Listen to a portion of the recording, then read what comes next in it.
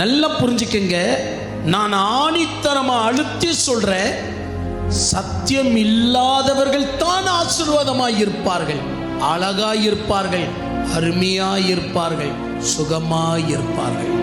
காரணம் என்ன தெரியுமா? அவங்களுக்கு கடவுள் இங்கே அனுபவிச்சுடுன்னு சொல்லி கொடுத்துறாரு. உனக்கு எதுக்கு மேலோகத்துல? அதான் சத்தியம் வேணான்றிய, அப்ப எல்லாத்தையும் வச்சுக்க. எவருக்கு சத்தியம் வேண்டாவோ அவங்களுக்கு வேலை சக்சஸ்ஃபுல்லா கிளிக் ஆகும், சம்பாதனை சக்சஸ்ஃபுல்லா கிடைக்கும், வீடு வசதி எல்லாமே சீக்கிரம் கிடைக்கும். ஏன்னா இங்கே அனுபவிச்சுடு ராஜா. சத்தியம் இல்லாதவர்களுக்கு எல்லாம் இங்கேயே கிடைக்கும். அதனால டானியல் சொன்ன 6 ஆசீர்வாதம் சத்தியம் இல்லாதவர்களுக்கு. இப்ப டானியல் 7 விஷயத்தை எஸ்ரா நெஹேமியாவுக்கு சொல்றாப்ல, வாங்க கேட்கலாம்.